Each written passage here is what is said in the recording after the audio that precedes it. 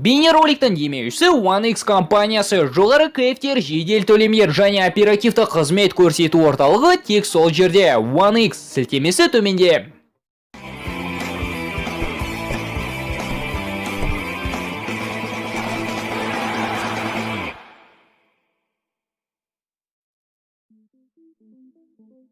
Көптеген футболшылар футболдық мансаптарынан бөлек өзге де кәсіптермен айналысып, айтарлықтай жетістіктерге жетіп жатады. Музыка саласына үлесін қосып, киноға түскен футболшылар жайлы осыған дейін айтқан едік. Ал бүгінгі бейнероликте ютубер футболшыларды ұсынбақпыз. Арнамызға жазылып, қоңырау түймешесін басуды ұмытпаңыздар. Ал біз бастаймыз. РФПЛ алаңдарында үлкен белестерді бағындырған Евгений Савин мансабын аяқтап өзінің болашағын ютубтан табады. Түрлі клубтарды аралап футболшылармен сұхбаттасатын экс-футболшының Красава атты арнасы 1 миллион тіркелушіге жетуге өте аз қалды. Әлемнің үздік екі футболшысы Роналду мен Мессидің де өздеріне тиесілі YouTube арналары бар, алайда екеуі де бейнероликтерді жиі салмайды. Криш арнасына соңғы бейнеролигін 3 жыл бұрын салды. Көбінесе контент тематикасы жарнамаға және қайырымдылық шараларға қатысты. Роналдудың қазіргі таңда YouTube арнасына 1 миллион 550 мың оқырман тіркелген. 870 мың тіркелушісі бар Мессидің ресми арнасындағы соңғы бейнеролик жарты жыл бұрын ұтқан жүлделеріне қатысты тақырыпта шықты. Месси өте қарапайым болғандықтан жарнамадан бөлек жаттығулардағы қызықты сәттерін ғана жүктейді.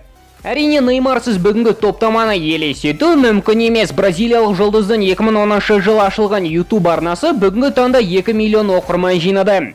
Футболшы арнасына жаттығу сәтіндегі эпизодтарды, жарнаманы түсіру процесін және жеке өміріне қатысты сәттерді жүктейді. Лео мен Кришқа қарағанда Неймар бейнероликтерді тұрақты түрде апта сайын салады. Негізгі кәсібінен бөлек өзін музыка саласында тапқан Мемфис Депайды YouTube жұлдызы деуге келмейді. Десе де голландиялық футболшы ай сайын бейнероликтер жүктеуге уақыт таба біледі. Депайдың алғашқы толық бейнеклипі қазіргі таңда YouTube'та 12 миллион көрілімге қол жеткізді. Ал жалпы ойыншының тіркелуші аудиториясы дәл қазір 370 мың оқырманды құрайды.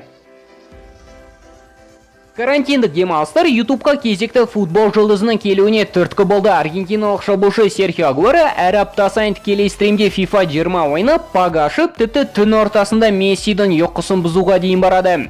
Қазіргі таңда Серхио Агуэроның YouTube арнасына 912 мың тіркелуші жиналған. Мадридтік Реалдың қорғаушысы Марселоны нағыз ютубер десек те болады. Бразилиялық қорғаушы арнасына өзінің жеке өмірін, отбасын, жаттығу процесін, жетістікке қалай жеткенін, тағы сондай сияқты тақырыпта бейне үзінділер жүктейді. Тіркелушілер Марселоның арнасын позитивті арналарға жатқызады, себебі футболшы бейнероликтерде өте жиі әзілдеп, көрермендердің езуіне күлкі ұялатады.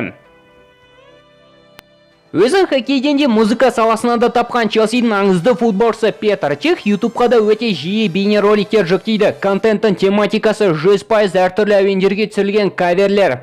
Қақпасын хоккейдің шайбасынан және былғары доптан қорғайтын Петрдің YouTube арнасына қазіргі таңда 52 мың оқырман тіркелген.